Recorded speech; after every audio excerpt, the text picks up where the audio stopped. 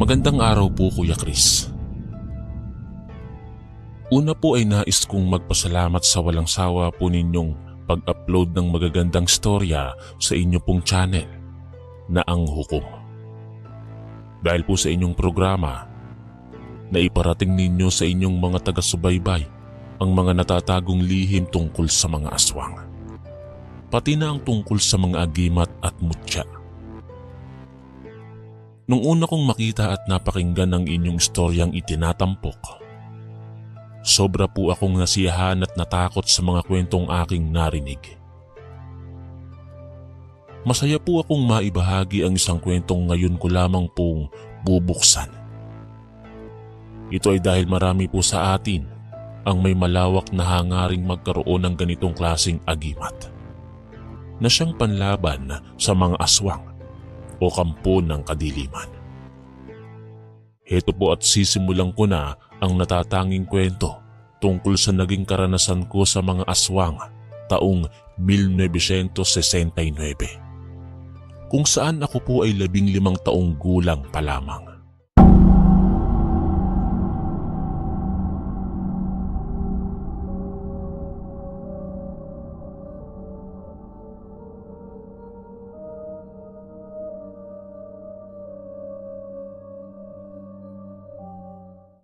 Tawagin mo na lamang po ako sa pangalang Nardo, taga San Juan, Batangas. Dito na ako lumaki buhat nang kami ay iwan ng aming mga magulang. Kasama ko ang aking kapatid na si Kuya Lito. Dalawa lang po kaming magkapatid. Natatandaan ko, Kuya Chris, kung gaano kami naghirap ng aking kuya, buhat nang iwan kaming parang aso sa lansangan. Walang pagkain, walang damit at masisilungan. Hindi namin alam kung ano ang pwedeng dahilan nila kung bakit nila kami inabandona. Sa pagkakatanda ko ay mababait naman kaming mga anak. Masisipag at hindi pasaway. Nagpakalayo-layo sila at hindi na namin alam kung saan sila napadpad. Masakit sa amin ang pangyayaring iyon. Pero wala kaming magagawa kundi tanggapin at yakapin kung ano ang ibinibigay sa amin ng kapalaran. Minsan ay may nakapagsabi na nakikita daw nila ang aming mga magulang na nagagawi sa bundok ng San Agustin. Pero hindi na lang kami umiimik at hindi na namin gugustuhin na puntahan sila doon. Pero ni minsan ay hindi namin sinubukan na sundan sila doon. Pakiramdam kasi namin noon ay ayaw na nila sa amin. Ayaw na nila ng responsibilidad at higit sa lahat ay hindi na nila kami mahal o minahal nga ba talaga nila kami. Sa bukid kami nakatira. Gumawa doon si Kuya ng isang maliit na barong-barong sa tabi ng isang maliit na ilog. Dahil parehas naman kaming hindi maaari pang magtrabaho, ay nabuhay kami sa pagtatanim at pagkain ng mga kamuting kahoy, taro at ilan pang prutas na nakikita namin sa kabukiran. Malinis ang ilog at sa tabi nito ay may mga bukal na maaaring makunan ng maiinom. Sumasalok din kami sa bukal para ibenta sa simbahan na ginagamit ng mga pari sa pagbibindisyon o para ipamahagi sa taong bayan na nangangailangan ng banal na tubig. Sadyang mas mabisa umano ang banal na tubig na mula sa bukal pamuksa o pangtaboy sa mga aswang.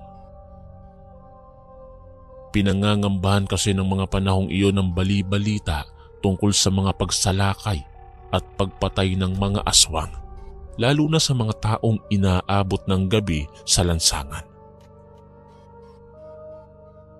Ang mga pinag-uusapang aswang ay mahuhusay sa pagbabalat kayo sa pamamagitan ng pagpapalit anyo tulad ng baboy ramo, pusa, ibon at aso. Ang kinatatakutang aswang sa lugar na ito ay mailap at mahirap hulihin. Wala ring nangangahas na kalabanin at sitahin ang mga pinaghihinalaan nila dahil malalakas ang mga ito at kapag nakanti ay ubusan ng lahi ang kalalabasan. Ang mga ito ay kayang makihalubilo sa mga tao sa araw. Normal silang tingnan. Nagtatrabaho, naglilinis ng mga bahay, nakikipagkwentuhan sa kapitbahay at iba pa. Ang mga aswang na ito ay makikilala lamang kapag titingnan gamit ang pagsilip sa pagitan ng dalawang mga hita. Isang araw ay nagbubungkal ako noon ng lupa para sa itatanim kong kamoting kahoy nang may isang matandang dumaan sa tabi ng aming bakuran. "Makikiraan lang," sambit nito. Nilingon ko siya at nakita kong hirap siya sa pagpasa ng mga kahoy na dala. Dahil likas sa aming magkapatid ang pagiging matulungin, ay inalok ko siya ng tulong. Tinulungan ko siyang maibaba sandali ang mga kahoy na pasan upang makapagpahinga. Binigyan ko din siya ng maiinom na tubig. Labis itong nagpasalamat sa akin habang iniuunat nito ang kanyang mga braso at likod. Tinanong ko siya kung saan ito nanggaling at kung bakit matanda na ay nagbubuhat pa rin ito ng mga ganoong kabibigat na bagay. Ang sagot niya ay ako ang totoo niyang sadya at ang aking kuya. Ikakasal daw ang kanyang anak at nangangailangan sila ng tulong para sa gagawing paghahanda. Nang marinig ito ni kuya ay lumapit siya sa amin upang makasali sa usapan. Agad itong pumayag nang alukin kami ng salapi bilang kabayaran sa aming magiging serbisyo. Kinabukasan ay maaga kaming gumayak. Bago tumuloy sa lugar ng matanda, ay dumaan muna kami sa simbahan upang idaan sa padre ang aming dalang mga tubig na galing sa bukal. Naaalala ko, sobrang bait ng paring iyon sa akin. Palagi itong masaya kapag nakikipag-usap. At panay pa ang bigay nito sa akin ng mga regalo at kung ano-ano. Minsan ay inaanyayahan din ako sa simbahan para sa libreng pagkain at siya rin ang nagturo sa akin para magsulat, magbasa at magbilang. Ngunit nagulantang kami sa masamang balita na sumalubong sa amin ni kuya. Nagkakagulo ang mga tao sa simbahan. Labas-masok na rin ang mga otoridad na nag-iimbestiga. "Anong nangyari sa ating pari?" Tanong ko sa sakristan na nakilala ko na rin dahil madalas ako sa simbahan. Umiiyak nitong sinabi sa akin na natagpuan nilang wala ng buhay ang kawawang pari kinabukasan sa sarili nitong silid. May mga sugat itong maliliit na animoy parang maihahalin tulad sa mga tuka ng malaking ibon.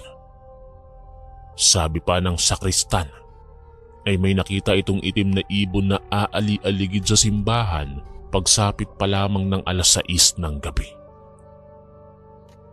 Wala siyang kaalam-alam na masamang pangitain yon para sa pari. Walang naglakas loob na magsabi ng kanilang hinala. Ngunit sa binanggit ng aking kausap, ay alam kong dinali ng isang aswang ang pinakamamahal kong pari. Natakot ako dahil maski pala alagad ng Diyos ay kaya nilang biktimahin. Wala na silang pinipili. Wala na talaga silang pinapatawad. Kasabay ng takot, ay naramdaman ko ang labis na lungkot sa nangyaring yon. Nanghihinayang ako sa kanyang buhay. Sayang, napakabait pa naman ng paring iyon. Samantala ay napansin ko ang biglaang pananahimik ng aking kapatid. Nakita kong umalis ito sa karamihan ng tao at pumunta mismo sa loob ng simbahan. Sinundan ko siya hanggang sa nakita kong nilapitan niya ang puon na nakalagay sa altar. Alam ko kung anong bagay ang naroon. Isang kwintas na may palamuti ng pangil ng baboy ramo. Nakita kong kinuha niya ito. Madalas ikwento sa akin ng pari ang tungkol sa bagay na yon. Kasabay na rin ang mga kwentong tungkol sa mga aswang. Nung hindi pa siya pari at binatilyo pa lamang, ay palagi siyang isinasama ng kanyang lolong babaylan sa pangangalap ng mga mahuhusay na halamang gamot sa gubat. Subalit isang araw ay nakatagpo sila ng isang aswang na nag-anyong baboy ramo. Dahil likas na may kakayahan at kaalaman ng kasamang matanda, ay nagapi nila ito. Kinuha ng lolo niya ang pangil mula sa katawan ng aswang at agad silang umuwi. Ang lolo niya ay kabahagi sa isang grupo etniko na matatagpuan sa Mindanao. Maalam ito sa paggawa ng mga mutya o anting-anting.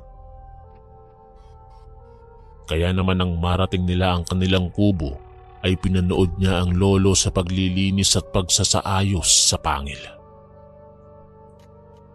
Nakita niyang nagdikdik ito ng iba't ibang bato na may bertud, tapos ay may sinulat ito sa papel na parang mga uri ng orasyon, ngunit gamit ang sarili nilang lingwahe. Ang mga ito ang ipinalaman sa loob ng baboy ramo. Ayon sa kwento niya, ay mabisang pangontra iyon sa mga aswang o maaaring gamitin upang makatawag o makahipnotismo ng ganong nilalang. Iniregalo sa kanya iyon ng kanyang lolo bago siya kunin at dalhin ng ina sa lungsod upang makapag-aral ng kolehiyo. At pinili nito ang pagpapari at pagsisilbi sa simbahan matapos ang 2 taon. Binitiwan nito ang pangarap ng ina na makapagtapos siya ng pagiging guro para sa pagnanais niyang maging lingkod ng simbahan. Dati raw ay palagi pa niyang suot ang kwintas na yon. Ngunit nang maging pari ito ay nagdesisyon siyang ilagay na lamang yun sa paanan ng isang rebulto. Inamin nito sa akin na hindi na siya karapat-dapat na humawak nun dahil may nagawa siyang malaking pagkakamali. Hindi ko naman na siya tinanong noon kung ano yon kasi tumahimik na siya at yumuko. Nagkaroon ako ng interes na pakinggan ng mga kwentong iyon dahil sa tuwing umuuwi ako ay isinasalaysay ko din yon kay kuya at napapansin kong napapasaya ko siya. Magmula kasi nang iwan kami ng aming mga magulang, ay naging malulungkutin na siya at minsan ay nakikita kong nakatanaw sa kawalan. Dinampot din ito ang 2 o 3 botelya ng banal na tubig na nakatabi rin sa ribultong puon na iyon. Kaagad naming nilisan ng simbahan at tinungo na ang bahay ng matanda na pagtatrabahuhan namin ang araw na yon. Halos mga 1 oras siguro naming nilakad ang bundok ng San Agustin. Naratnan namin na marami na ang tao at abala sa paggawa ng mga lamesa. Sinalubong agad kami ng tuwang-tuwang matanda na si Lolo Igme. Ganun rin ang mga taong nasa handaan. Agad niyang ipinakilala sa amin ang ikakasal niyang anak. Nakangiti nito kaming binati. Siya ay ang anak ng matanda na si Lorena at ang pangalan naman ng kanyang makakaisang dibdib ay si Damian. Maganda at maamo ang mukha ni Lorena samantalang si Damian naman ay makisig at mukhang malakas dahil makisig ang kanyang pangangatawan. Medyo hindi lang ako naging komportable sa lugar na yon nang makita ko ang ibang tao na nakatanaw sa amin. Seryoso ang kanilang mga mukha at tinititigan kami ni Kuya mula ulo hanggang paa. Mas nadagdagan iyon nang mapansin kong tila naging balisa si Kuya. Bigla nito akong binulungan at sinabing wala siyang makitang mapagkakatiwalaan sa mga taong aming kasama sa itaas ng bundok. Ganon din ang pakiramdam ko. Pero dahil nagkahiyaan na ay sinabi ko kay kuya na gawin na lang namin yung trabaho pagkatapos ay agad na kaming umuwi kapag tapos na. Tatang, ano po bang oras gaganapin ang kasal ng inyong anak? Tanong ko nang wala pang paring dumarating para sa kasal ng kanyang anak. Ang totoo niyan ay hindi pa namin alam, iho. Di ba nga at namatay ang pari?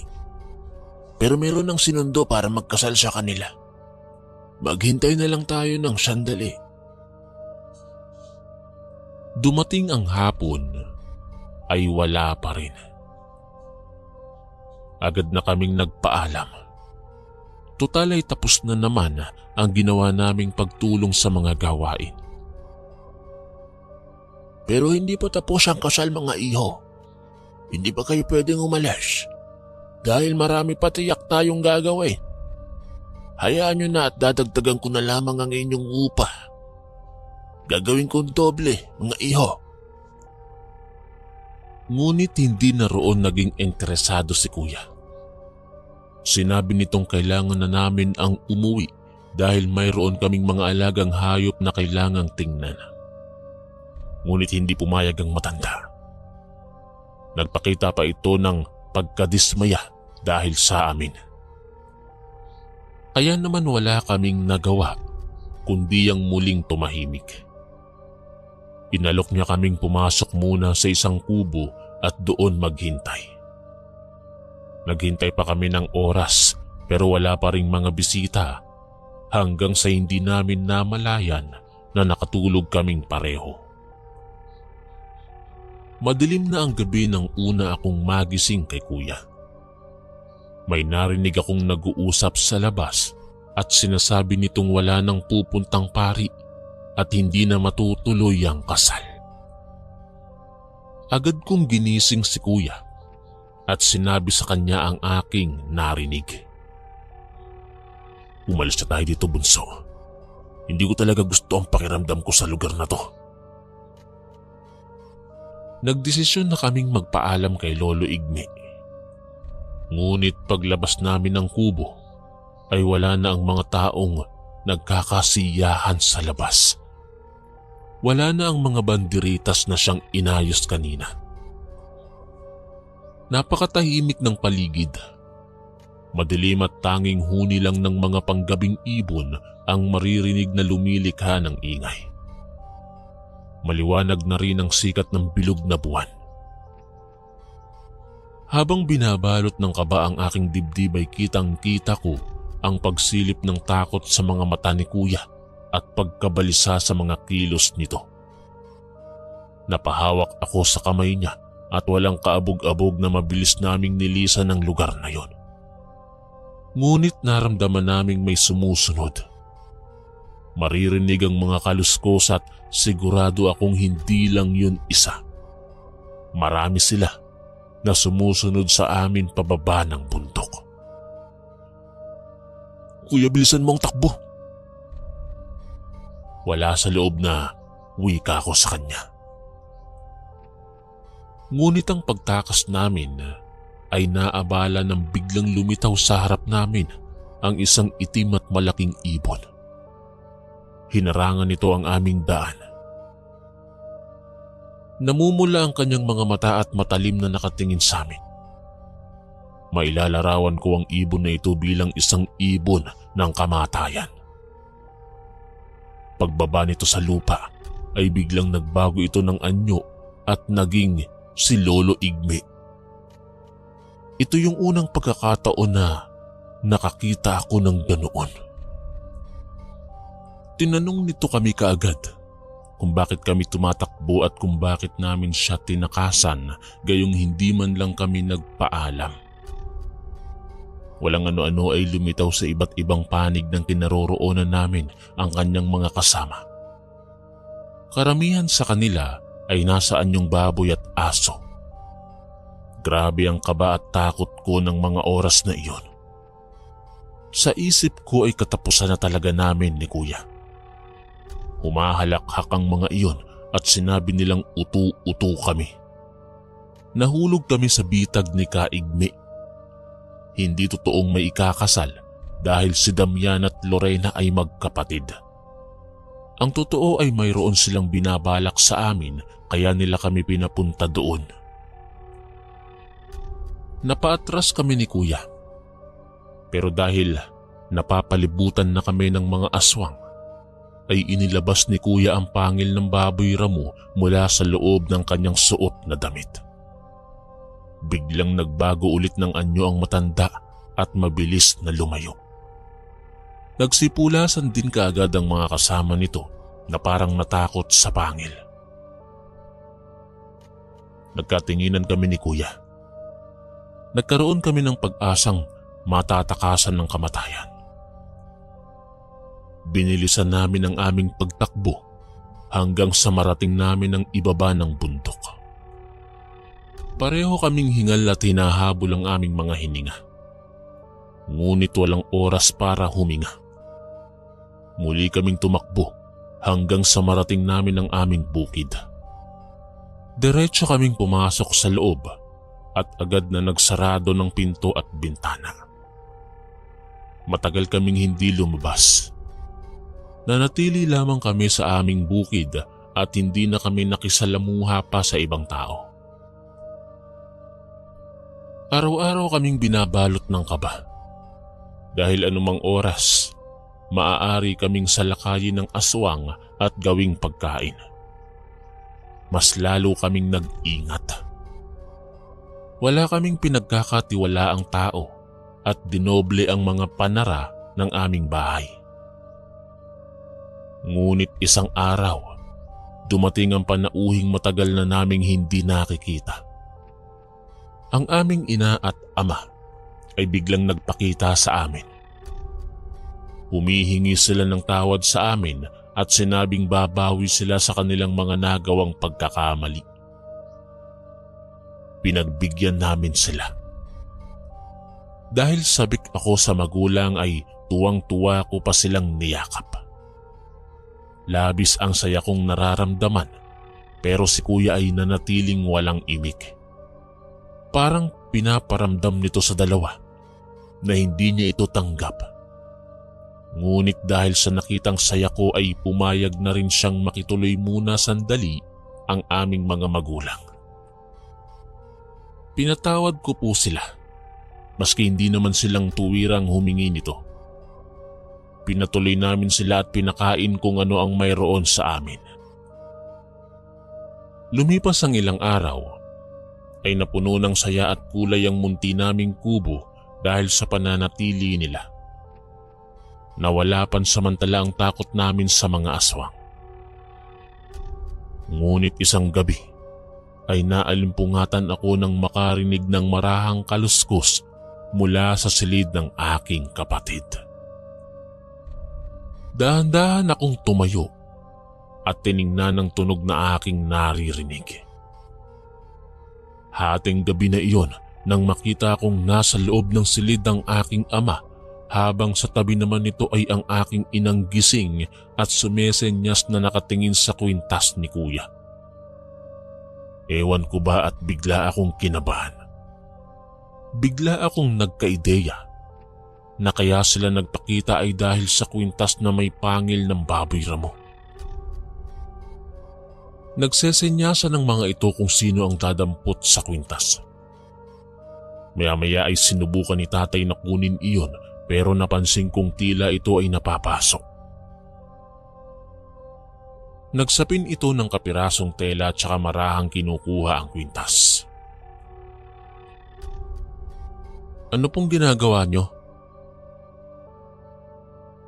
Sambit ko nang bigla akong nagpakita sa kanila at pinigilan ko ang kanilang ginagawa. Biglang nagising si Kuya at nabigo silang kunin ng bagay na yon mula sa katawan niya. Walang nakaimik sa dalawa. Galit na galit si Kuya at akmang susugurin nito ang dalawa. Nasuntok nito si tatay. Ngunit imbis na lumaban ay tumakbo na lamang sila pareho palayo sa aming kubo. Sinundan namin sila nang hindi nila nalalaman. Sa may paanan ng bundok ay nakita namin ang isang pamilyar na nilalang. Si Lolo Igme sa anyong aswang nito. Naghihintay ito doon. Pinilit naming lumapit at nagkubli nang hindi nila kami napapansin hanggang sa marinig namin ang kanilang usapan ng malinaw. Nakita kong napahaplos si kuya sa suot niyang kwintas, lalo na nang marinig nito ang pinag-uusapan nila. Ang tunay na dahilan ng pagbabalik nila ay para kunin ang mutsyang pangil ng baboy ramo. Ganon kalakas ang epekto nito sa kanila at lahat sila ay nagkagulo ng malamang nasa amin ang kwintas. Matagal kaming nagkubli sa punong iyon. Hindi ako makapaniwala na aswang ang aming mga magulang. Kitang-kita ng dalawang mata ko kung paano sila nagbago ng anyo. Nang makaalis ang mga ito, ay tsaka naman kami umuwi. Grabe ang naging pag-iyak ko nun. Pero si kuya ay nanatiling matatag sa kinakaharap naming pagsubok. Kinabukasan ay hindi na ulit namin nakita ang aming mga magulang. Balitang-balita sa bayan na may nawawala raw na taong hinihinalang kinuha ng mga aswang. Batid na rin ng mga taga-baryo ang sunod-sunod na pagkawala ng mga tao sa kanilang lugar. Subalit walang may lakas ng loob na kumalaban sa mga aswang na ito. Hanggang napagpasyahan namin ni kuya na tapusin na ang kanilang pangbibiktima. Mula nga sa itaas ng puno, natanawan namin ang mga nagsasayawang mga tao sa harap ng apoy. Pinapatunog nila ang isang tambuli kasabay ng kalabog ng tambol. Nakita namin doon ang aming mga magulang. Siguro ay halos nasa 10 piraso sila na naroon. Nagkakasiyahan at parang walang pakialam sa mundo. At kaya pala sila masaya dahil mayroon na naman silang bagong biktima. Inilabas mula sa kubo ang isang dalagita na wala ng buhay. Iyon ang babae na naiulat na nawawala at hinahanap ng kanyang ama. Ngunit ang kasiyahang yon ay nagulo nang biglang lumitaw ang isang lalaki na kalaunan ay narinig naming siyang ama ng batang babae. Pinagmumuran nito ang mga aswang at hinamon na ang mga ito ng patayan. May bitbit itong itak. Ngunit ni isa ay wala siyang napatay. Dahil 10 ang kalaban niya, ay wala na itong nagawa ng sabay-sabay na sugurin siya ng mga ito. Kalmot at kagatang ikinamatay nito pagkatapos. Kinain nila ang lalaki at maya-maya nang mabusog ay ipinagpatuloy nila ang piging na parang walang nangyari. Nagpatuloy sila sa pagsasayaw. Maya-maya ay may nakita akong luha sa mga mata ni kuya. Luha na may kasamang galit at labis na pagkamuhi. Sumilay ang liwanag ng buwan nang matanggal ang tumatakip na ulap dito. Mas lumakas ang ginawa nilang pagtugtog na noon ay may kasama ng hiyawan. Lahat sila ay nakatingala na tila sinasamba ang buwan. Hanggang lumitaw na ang tunay nilang mga itsura bilang aswang. Makakapalang mga kilay, mahahaba ang mga kuko, at nagsisimulang humaba ang kanilang mga pangil sa bibig. At sa pagbabago nilang yun, ay napagtanto kong lumakas ang kanilang pang-amoy. Sabay-sabay silang napatingin sa punong aming pinagkukublihan. Grabe ang kaba at takot na naramdaman ko noon. Nasa itaas kami ng puno at muntikan pa nga akong mahulog. Maya-maya pa, lumapit sila at walang ano-ano'y parang narinig ko silang tumatawa. Tila pinagtatawanan nila kami. Ngunit nang tuluyan silang makalapit ay bigla silang tumigil nang makitang may mga pangontrang nakalagay sa ilalim ng puno. Hindi sila makalapit ng tuluyan at hindi rin nila kami maakyat. Nagpasalamat ako ng lihim sa kaluluwa ng pari dahil totoong epektibo ang ilan niyang sinabi sa mga pangontra ng kanyang lolo noon. Nagpasalamat din ako sa aking sarili dahil nagkaroon ako ng interes sa mga kwentong yon. Ngunit ang pagdiriwang na nararamdaman namin ay biglang naglaho nang marinig namin ang mabilis na pagaspas ng pakpak at ang pagdapo ng isang malaking ibon sa puno. Si Kaigme, ang pinuno ng mga aswang. Agad na sumigaw si Kuya na tiradurin ko daw ito. Kinuha ko sa aking bewang ang nakasabit na tirador at ang batong inilubog namin sa banal na tubig. Tinamaan ko ito sa kanang mata. Nahulog ito sa lupa na may mga asin. Umatungal naman ang mga aswang nang makita yon. Gusto nilang tulungan ng matanda na halos hindi na makabangon sa ginawa ko sa kanya. Subalit hindi sila makalapit. Iniumang kong muli ang tirador sa katawan ni Kaigme.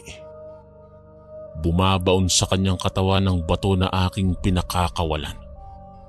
Yun ang dahilan kung bakit ito tuluyang nanghina. Nang makitang nangyari yun sa kanilang leader, ay agad silang nagsipulasan at nagtago dahil sa takot na sila ang aming isunod. Ngunit doon sila nagkakamali. Nang itaas ni Kuya ang agimat at pinasikatan sa liwanag ng buwan, ay nagsilabasan ng mga ito at muling bumalik sa kani-kanilang mga pwesto. Totoong malakas ang agimat na yon. Tulala lang silang nakatingin sa amin. Agad kaming bumaba at nilapitan namin ang aming mga magulang. Dahil nakapailalim sa kapangyarihan ng agimat ay pagkakataon na namin iyon ni Kuya na tanungin ng mga ito kung bakit nila kami inabandona. Doon namin nalaman na hindi nila kami mga tunay na anak. Hindi rin kami magkapatid ni Kuya Lito. At ang mas nakabibigla pa ay nang sabihin ng mga itong ang aking tunay na ama ay ang pari na naging malapit sa akin. Nagkaroon ito ng lihim na relasyon sa kapatid ng kinikilala kong ina.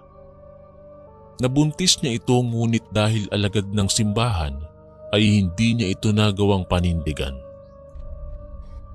Kaya pala ganoon na lamang siya kabait sa akin dahil alam niya na ako ay kanyang tunay na anak. Hindi siya pinakialaman ng mga aswang maski noong namatay ang kapatid ni nanay sa panganganak.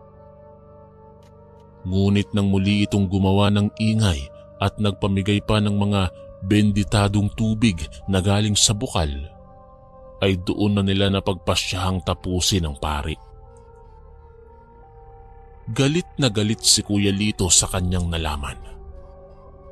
Inilapit nito ang pangil sa aking ina habang minumura ito. Agad itong sumigaw ng malakas. Nang ilayo ni Kuya ang agimat ay nag-iwan iyon ng bakas ng pagkapaso. Wala namang makaalis sa kinatatayuan ng syampang mga aswang. Sino ang tunay kong pamilya? Tanong ni Kuya at agad naman siyang sinagot ng aming kinikilalang ama. Ang tunay na tatay ni Kuya Lito ay ang lalaki na sumugod at pinatay nila. Agad siyang nagwala sa galit. Hinubad niya ang kwintas sa kanyang leeg at nilapitan isa-isa ang mga aswang. Ang dulo ng pangil ay ginamit nitong panghiwa sa leeg ng mga aswang. Napuno ng dugo ang agimat. Walang narinig ng gabing yun kundi ang palahaw ng mga aswang na ninanamnamang sakit mula sa kanilang mga sugat. Hanggang sa tuluyan silang nawala ng dugo at namatay kasabay ng pagsikat ng araw. Tapos na ang laban. Matitigil na rin ang pamimirwisyo ng mga aswang. Ang pangyayaring yon ay nanatiling sekreto namin ni Kuya. Hindi namin ito ipinaalam sa baryo. Bumalik kami sa bukid at doon ay nanirahan kami ng tahimik ni Kuya. Hindi na kami nagbenta ng tubig na mula sa bukal dahil alam naming wala naman ang aswang nagagambala pa sa mga tao. Nagtanim kami ng mga gulay at yun ang naging hanap buhay na naming magkapatid mula nun. Mula nang matapos ang labanang yun sa pagitan namin at ng 10 aswang, ay ibinigay na sa akin ni Kuya ang kwintas. Ako daw ang totoong nagmamay-ari nun dahil ako ang tunay na anak at mula sa lahi ng babaylang mula sa tribo. Hanggang ngayon ay suot ko pa rin ang agimat. Sa kasalukuyan ay mayroon na akong 2 anak at 3 apo. Ang Kuya Lito naman ay pumanaw na, 9 na taon na ang nakararaan. Bagamat nalaman namin ang totoo naming pagkatao, ay hindi naging hadlang yon upang ituloy ang aming nakagisnang relasyon. Nananatili sa aming mga puso na kami ay magkapatid. Hanggang sa siya ay bawian na ng buhay. Hindi na rin po siya nag-asawa kaya wala siyang naiwang pamilya maliban sa akin. Hanggang dito na lamang po ang aking kwento, Kuya Chris. Marami pong salamat sa pagbabasa nito. At maraming salamat din po sa lahat ng mga nakinig. Ako po si Nardo, ang inyong kaistorya.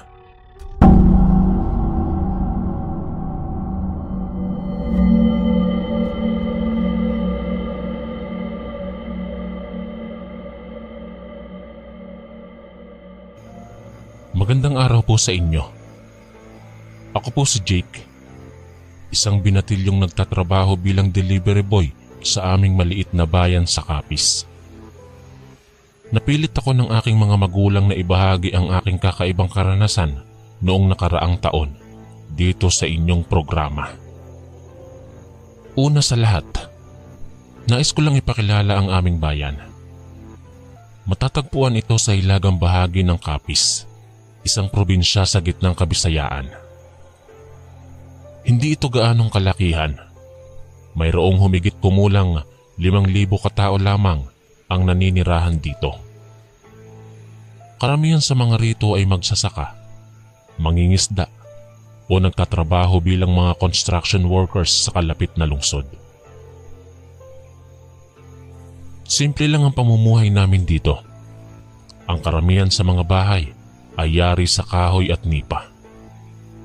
Kaunti lamang ang sementadong mga gusali. Walang mga malalaking shopping mall o anumang libangan dito maliban sa bailehan tuwing may okasyon at pagtitipon sa simbahan tuwing linggo.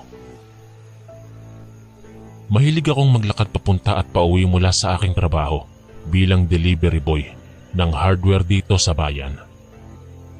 Hindi ko gaanong gusto mag-tricycle dahil mahal ang pamasahe rito. Mas pipiliin ko na lang mag-exercise habang nagdi-deliver ako ng mga package sa iba't ibang panig ng bayan. Dahil maliit lamang ang aming bayan, kilala ko na halos lahat ng mga tao rito. Alam ko kung saan nakatira ang bawat isa at kung anong trabaho ang pinagkakaabalahan nila. Kaya naman napansin ko agad noong isang araw habang naglalakad ako pauwi ng bahay na may isang estranghero sa aming bayan. Isang matandang lalaki na nakaupo sa waiting shed malapit sa simbahan. Sa tabi niya ay may 2 sako ng karne. Mukhang nagbebenta siya ng murang karne dahil marami ang dumaraan at bumibili sa kanya. Na-curious ako dahil hindi ko siya kilala. Bagong salta lang siguro siya dito sa amin. Pero bakit nagbebenta siya ng karne At saan niya ito nakuha? Bakit parang napakarami naman nun? Tanong ko sa aking sarili. Gusto ko sanang lapitan at kausapin siya. Subalit bigla ko namang naalala na wala akong dalang pera para bumili. Sayang nga, dahil ang kanyang presyo ay talagang napakamura. 30 piso lamang kada kilo. Samantala, mahal naman ang bilihin sa amin lalo na ang karne. 80 piso kada kilo ito sa palengke. Kaya napakaswerte ng mga nakabili sa kanya dahil sa napakamurang presyo niya. Habang papalapit na ako sa bahay namin, naisip ko bigla ang aming paboritong ulam tuwing linggo, ang masarap na papaitan. Naisip kong bumili nga sa matandang lalaki para sa aming papaitan sa susunod na linggo. Alam kong magugustuhan ito ng aking pamilya, lalo na ang aking ama na mahilig magluto. Pero paano kung hindi ko na siya makita? Paano kung hindi na siya magbebenta sa susunod na linggo? Sayang naman kung mangyayari yon. Kaya habang naglalakad ako, nagpapalinga-linga ako. Pagkalipas ng ilang araw, muling dumating ang araw ng linggo. Excited na excited ako dahil sa wakas ay may pera na ako upang bumili ng karne mula sa matandang lalaki na nagtitinda malapit sa simbahan. Maaga pa lang naghanda na ako. Tinignan ko ang perang binigay sa akin ng aking magulang para siguraduhin na sapat ito upang makabili ng 1 kilo ng karne. Tsaka ko rin tinignan ang aking pananamit at siniguradong maayos ang aking pananalita at pakikisalamuha. Ayoko kasing ma-judge ng matanda bilang isang walang modo o bastos na binatilyo. Pagkatapos kong mag-almusal, madaling nagpaalam na ako sa aking magulang. Sabi ko sa kanila na bibili lang ako ng karne para sa aming ulam mamaya. Tumango lang sila at nagpaalam na rin sa akin. Masiglang naglalakad ako papunta sa simbahan. Maaliwalas ang lagay ng panahon ngayong umaga.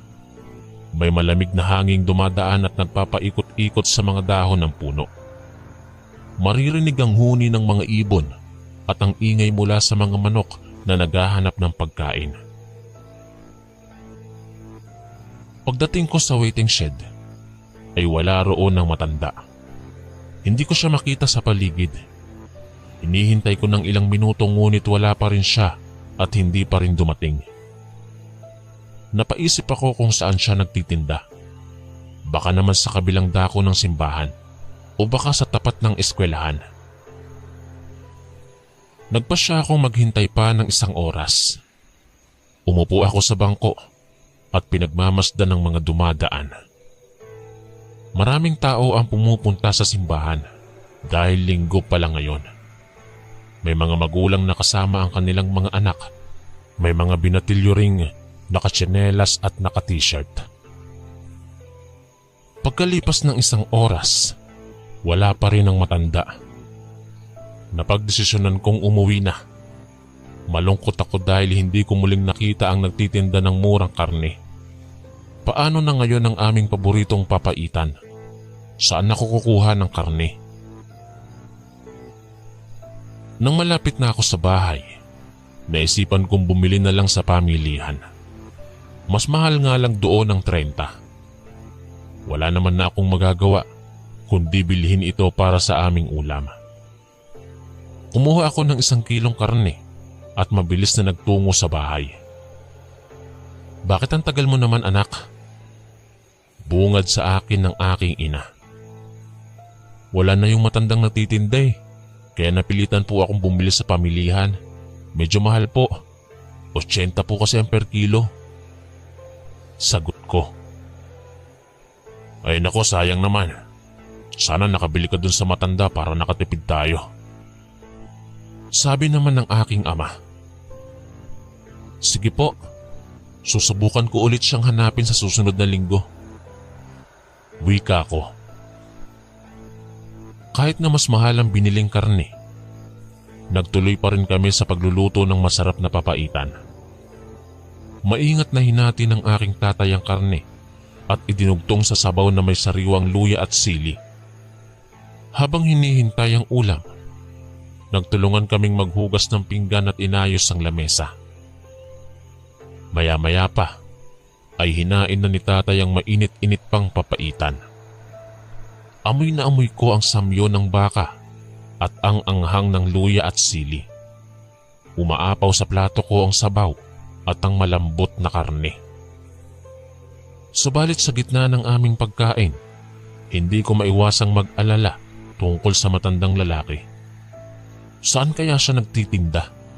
Bakit hindi ko siya nakita kanina? Sana ay muli ko siyang makita upang makabili ng murang karne. Habang nilalamas ko ang karne ng baka, taimtim kong pinapanalangin na sana ay muling makasalamuha ko ang matanda. Aasahan ko na lang na sa susunod na linggo ay magkikita kaming muli. Pagkatapos naming kumain, agad akong tumulong sa paghuhugas ng pinggan habang ang aking mga magulang ay nag-iipon na ng mga pinagkainan para itapon. Masaya ako dahil kahit mahal ang biniling karne, ay nagustuhan pa rin ng aking pamilya ang aming ulam. Ngayong gabi, habang papahiga na ako sa higaan, muling bumalik ang alaala ko sa matandang lalaki. Nais kong malaman kung saan siya kumukuha ng napakamura niyang karne at bakit niya ito ibinebenta sa napakababang halaga. Patulog na ako nang biglang may naisip akong plano. Bukas, sa halip na diretso akong umuwi pagkatapos mag-deliver ng mga padala, maghahanap muna ako sa buong bayan kung nasaan ang matanda. Babalikan ko ang waiting shed, ang paligid ng simbahan, ang eskwelahan, at maging ang palengke. Kailangan kong makita siya muli bago dumating ang susunod na linggo. At sana nga ay makita ko siya. Nang sa gayon ay makabili ako ng kanyang tinitindang mga karne. Dumating na nga ang Sabado, ang araw bago ang linggo, kung kailan ko balak bumili muli ng karne sa matandang lalaki. Maaga pa lamang ay gumising na ako at naghanda. Tiningnan ko muli ang pera ko at saka sinuksok sa bulsa. Pagkatapos kong mag-almusal, agad akong nagpaalam sa magulang ko na aalis muna ako sandali. Sinabi kong maghahanap lang ako ng murang karne para sa aming ulam bukas. Walang reklamo ang aking mga magulang at pinayagan ako. Una kong pinuntahan ang waiting shed malapit sa simbahan. Muling wala roon ang matanda, kaya napabuntong hininga na lang ako. Saan ba talaga siya madalas magbenta? Nagpasya akong pumunta sa paligid ng simbahan at tanungin ang mga tao kung nakita nila siya. Nako, oo nga pala. Madalas ko siyang nakikita rito eh. Bumababa siya galing doon sa kagubatan. Tapos dumadaan dito papunta sa bayan. Sabi sa akin ng isang matandang babae na parang nag-aalala. Doon pala galing ang matanda. Kaya pala hindi ko siya nakikita dito sa bayan tuwing umaga. Mukhang maaga siyang dumadating galing sa kagubatan kung saan niya siguro kinukuha ang mga karne. Matapos kong pasalamatan ng matandang babae, agad akong nagtungo sa daan patungo sa kagubatan. Malayo-layo ang nilakad ko at halos maubos ang aking lakas. Subalit wala akong nakitang tao roon, maliban sa magsasaka. Wala ni katiting na bakas ng matanda o ng kanyang mga karne. Pagod at nanghihina na ako nang makabalik sa bayan. Pero hindi ako sasuko.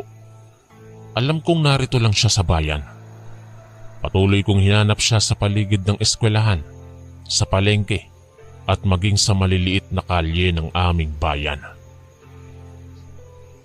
Maya-maya pa, napagdesisyonan kong pumunta na sa aming barangay hall at humingi ng tulong sa barangay captain. Malapit na rin magtanghalian kaya naisip kong doon na lang muna ako magpahinga Barangay Captain, nakita niyo po ba ang matandang lalaking nagbebenta ng murang karne dito? Tanong ko. Oo. Madalas ko siyang nakikita rito sa harapan ng barangay hall tuwing umaga. Bakit mo siya hinahanap?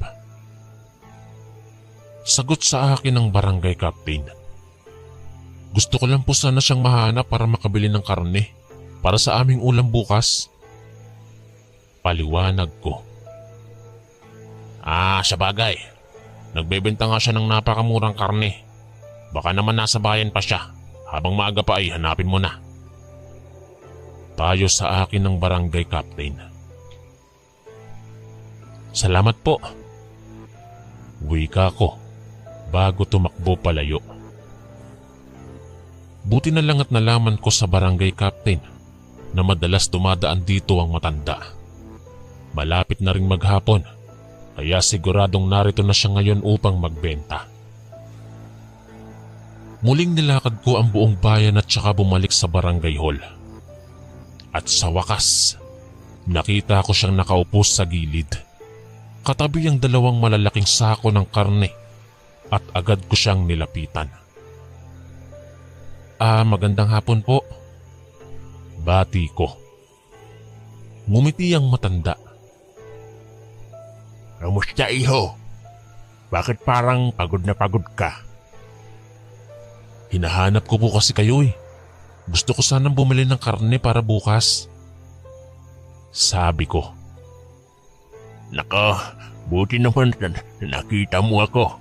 Akala ko, hindi mo na ako makikita. Natatawang sabi ng matanda. Dali-daling binuksan niya ang sako at pinakita sa akin ang sariwang karne ng baka. Kitang-kita ang tagas ng dugo nito at ang kapal ng taba.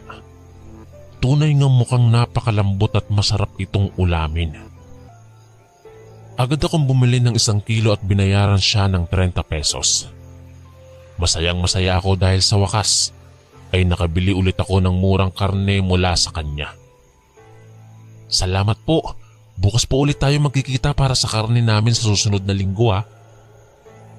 Paalam ko sa kanya. Oo naman iho. Bukas ng umaga narito ulit ako para magbenta. Tugon niya.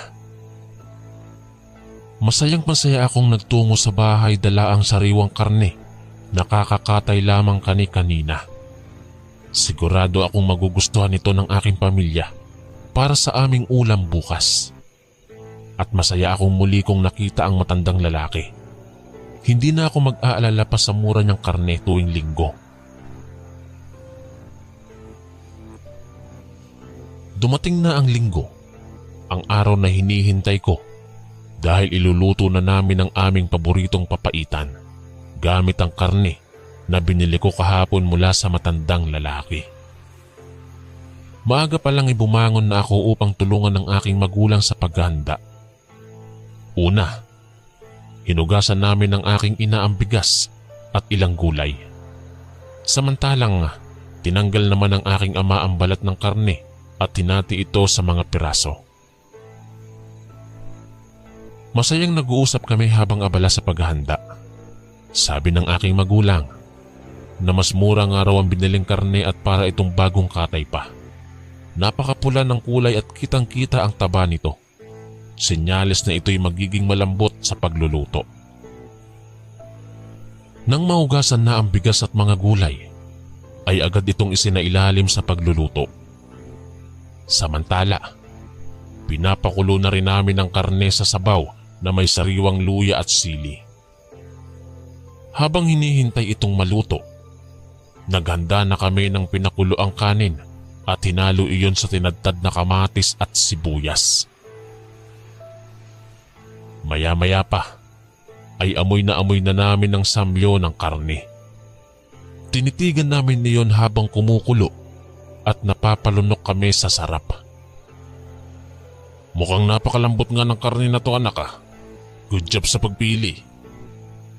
Masayang sabi sa akin ng aking tatay. Nang maluto na ang karne, ay hinain na namin yon kasama ang mainit na kanin. Ako ang unang kumuha ng sabaw at nilagyan ng kanin.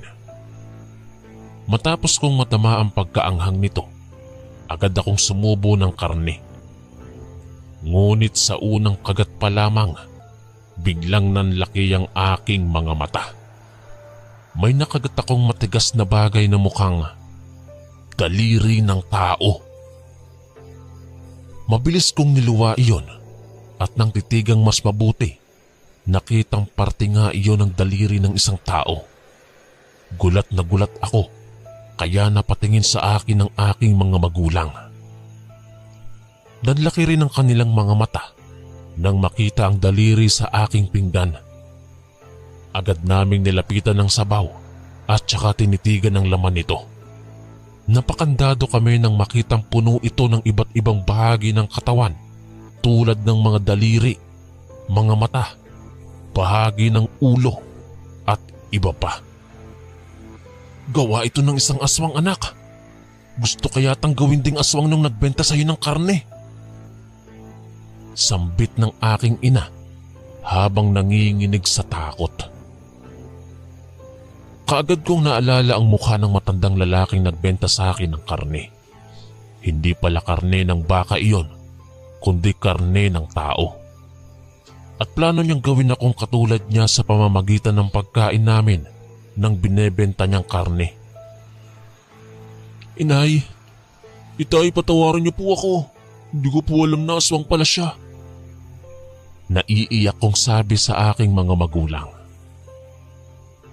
Yumakap sila sa akin at paulit-ulit na humihingi ng paumanhin. Nang kaunti na ang aming takot, ay agad naming tinapon ang lahat ng laman ng sabaw.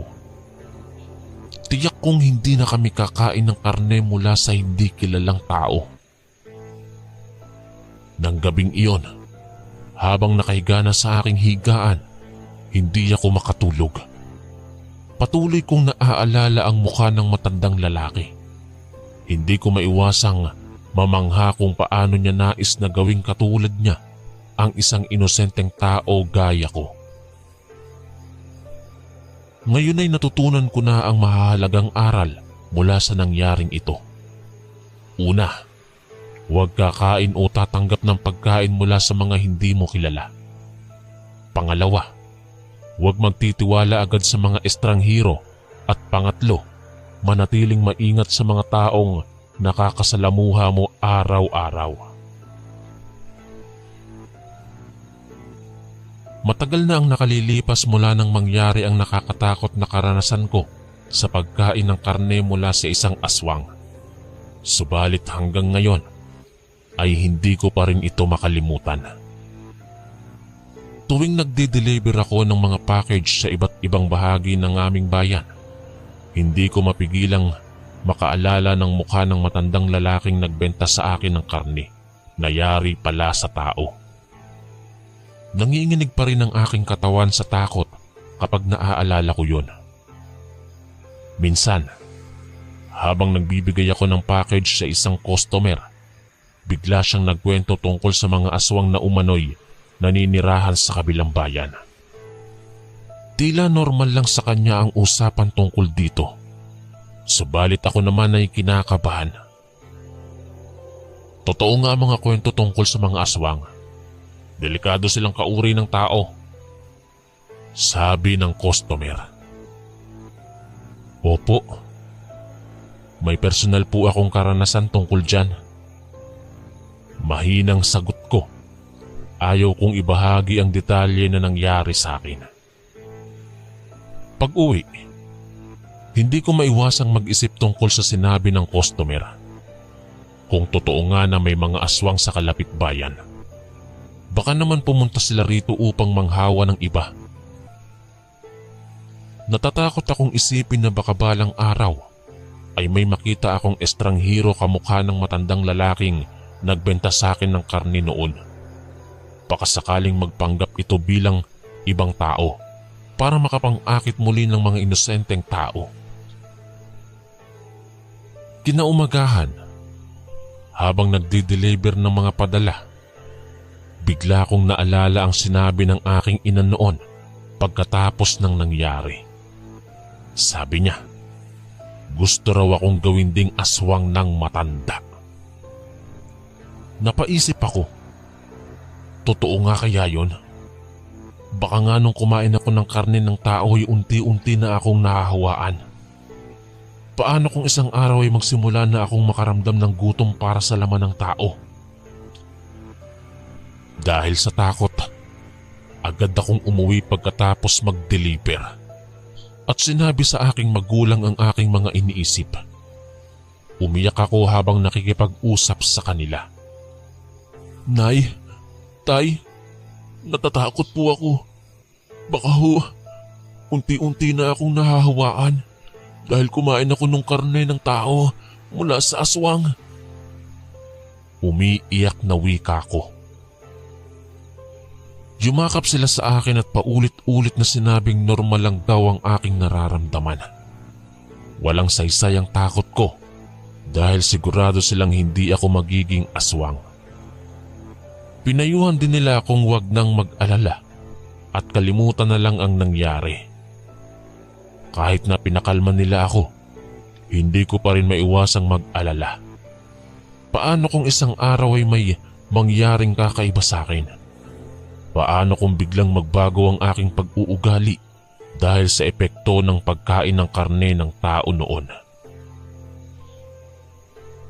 Kaya hanggat maaari, ayaw kong makipaghalubilo sa mga estranghero o kumain ng anumang ipinagluluto sa akin ng hindi ko naman kilalang tao. Natatakot akong baka unti-unti na nga akong nahuhulog sa kaaswangan dahil sa nakaraang karanasan ko. Isang umaga, habang nagde-deliver ako ng mga padala, napadaan ako sa isang pamilyar na lugar. Parang nakita ko na noon ang daan na iyon patungo sa isang maliit na kubo. Napatigil ako sandali at tinitigan ang bahay. Parang pamilyar ang itsura nito. Maya-maya ay naalala ko na ito pala ang tinutuluyang bahay ng matandang lalaking nagbenta sa akin ng karne noon. Napalingon ako sa paligid upang tingnan kung may tao. Wala ni isa man lang sa kalapit na mga bahay. Tahimik din ang paligid maliban sa huni ng hanging dumadaan at ingay ng mga manok. Dahil sa kuryosidad, nilapitan ko ang bahay na yari sa nipa at kahoy. Pagsilip ko sa loob ay walang tao. Pintuan lang ito na yari sa karton ang nagsisilbing pinto. Dahan-dahan kong tinulak ang pinto at nakita ang madilim na loob. Bago pumasok, muling tumingin ako sa paligid upang siguraduhin na walang makakakita sa akin. Nang makapasok na ako, unang bumungad sa akin ng mabahong amoy. Parang amoy ng patay na hayop o tao. Nanlumo ako ng kaunti pero pinilit kong ipagpatuloy ang pagsilip. Sa sahig ay nakakalat ang maraming litrato. Kinuha ko yun at tinitignan. Larawan iyon ng matanda kasama ng isang mas batang babae. Mukha silang magkasintahan sa litrato. Sa tabi naman ng kama ay may mga litratong tila ginupit mula sa iba pang larawan. Nagtaka ako kung bakit ginupit ng matanda ang mga mukha ng mga taong nasa larawan. Dahil sa takot, naisip kong umalis na ng bahay. Subalit bago pa ako tuluyang lumabas, napatingin ako sa pinakasulok ng silid. May nakita akong pinto roon na hindi ko napansin kanina. Dahan-dahang tinungo ko iyon at binuksan. Laking gulat ko nang makitang puno iyon ng mga ulo at iba't ibang parte ng katawan ng tao. May mga braso, binti, dibdib, bituka, at lahat ay nakabalot sa plastik at nakatambak sa freezer. Napasigaw ako sa sobrang takot. Mabilis akong tumakbo palabas ng bahay. Hindi man lang tumitingin sa paligid. Gusto ko lang talagang makalayo sa lugar na yon. Pumasok ako sa bahay ng isang kilalang kapitbahay at humingi ng tulong. Agad namang tinawagan ng kapitbahay ang barangay upang i-report ang aking nakita. Nang dumating ang mga tanod, pilit akong pumasok muli sa bahay kasama sila upang ipakita ang mga parte ng katawan. Subalit nang muling pumasok, nagulat kami nang makitang wala na roon ang lahat. Wala nang amoy ng patay na katawan o anumang ebidensya na ikinagulat ko kanina nang makita ko. Kahit wala nang matatagpuan, alam kong totoo ang aking nakita. Sigurado akong ginawang taguan ng matandang aswang ang kanyang bahay para sa mga bahagi ng katawan na kanyang mga biktima. Kinabukasan, muling bumalik ako sa bahay na iyon kasama ang ilang kasamahan ko sa barangay. Kailangan naming makuha ang ebidensya ng krimen na nangyayari sa loob ng bahay na iyon. Nang makarating kami doon, pumasok muna ang dalawa sa aking mga kasama upang tingnan kung ligtas na. Pagkatapos nilang masilip ang loob at sabihing walang tao, tsaka lang ako pumasok kasunod nila. Una namin pinuntahan ang silid kung saan ko nakita ang mga bahagi ng katawan. Binuksan namin ang pinto ng freezer at tama nga ang hinala ko. Wala na roon ang mga yon. Sigurado akong nandito ang mga katawan kahapon. Hindi ko ito guni-guni lang.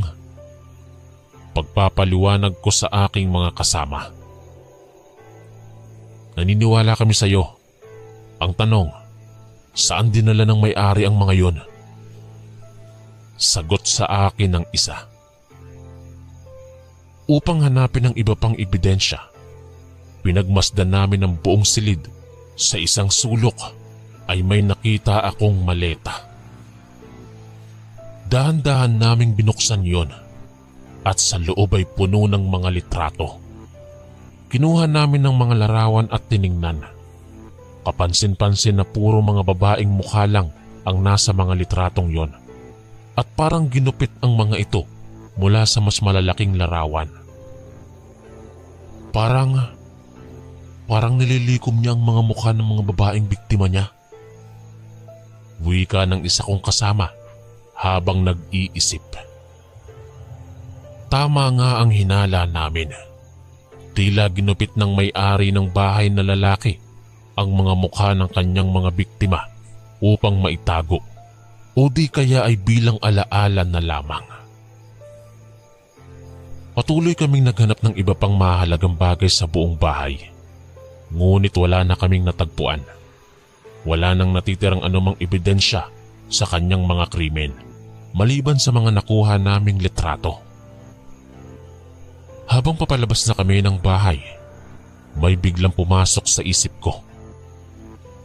Teka, paano kung may ibang bahay siya kung saan niya dinadala ang mga bahagi ng katawan? Tanong ko sa aking mga kasama. Napatingin sila. Oo nga, malamang meron siyang ibang taguan ng ebidensya. Kailangan nating hanapin kung nasaan yon. Sagot sa akin ng isa. Dahil dito, napagdesisyonan naming i-take out ang bahay na iyon ng matagalan. Bahala na kaming hindi umuwi hanggang sa makita namin ang pagbalik ng may-ari nito. Kailangang masubaybayan namin ang kanyang galaw at matuntun kung saan niya dinala ang pwede naming makuhang ebidensya. Buong magdamag kaming nagbantay sa labas ng bahay. Nagpapalit-palit ng tungkulin, ngunit hindi na bumalik pa ang lalaking yon. Sa paglipas ng mga araw, ay wala pa ring kibot doon, kaya napilitan kaming tumigil sa pag-aabang. Subalit hindi ibig sabihin nito ay sumuko na kami sa paghahanap ng katotohanan. Patuloy kaming mag-iimbestiga hanggang sa tuluyang mahuli ang salarin. Ibabalik namin ang hustisya para sa kanyang mga biktima. Matapos ang ilang linggo nang walang kibot sa bahay na yon, Tuluyan na kaming tumigil sa pag-aabang. Kahit na gusto pa naming ipagpatuloy ang investigasyon, wala na kaming magagawa dahil walang ebidensya at wala na ring sospek na mahuhuli. Isang gabi, tahimik akong nagdi-dinner kasama ang aking pamilya nang biglang kumatok ang isa sa aking mga kasamahang nag-imbestiga noon sa bahay. Pare, dumating ang balita. May natagpo ang bangkay na babae sa gubat malapit sa bayan natin. Tila ginahasa at saka pinatay bago itinapon doon. Wika nito sa akin. Napabitiw ako sa hawak kong kubyertos. Hindi ako makapaniwala sa narinig ko. Mayroon na namang biktima ang salarin. Kaagad akong sumama sa aking kaibigan patungo sa pinangyarihan ng krimen. Nang makarating doon, kitang-kita ang bangkay ng isang dalagita. Nangihinayang ako dahil bata pa ito. Siguro ay nasa edad 16. Habang tinititigan ng bangkay, napansin ng aking kaibigan na parang pamilyar ang mukha nito. Pagkatapos ay bigla na lang siyang napatayo at sumigaw. Pare, siya to. Isa siya sa mga nasa litrato. Yung nakuha natin sa bahay dati. Wika nito. Napatingin ako ng mabuti sa mukha ng biktima. Tunay ngang isa siya sa mga babaeng nasa mga nakuha naming litrato. Ibig sabihin, ang salarin ay aktibo pa rin sa pagpatay at panggagahasa. Dahil dito, muling nagtungo kami sa bahay kung saan dating nakatira ang sospek. Pagsilip namin, wala pa ring tao roon. Walang bakas na may nakatira doon kamakailan. Napagdesisyonan namin na maglagay ng mga hidden camera sa paligid upang masubaybayan ito ng palihim.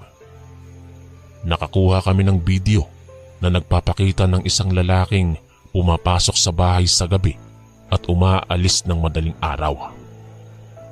Subalit dahil madilim, hindi namin makita ng malinaw ang muka.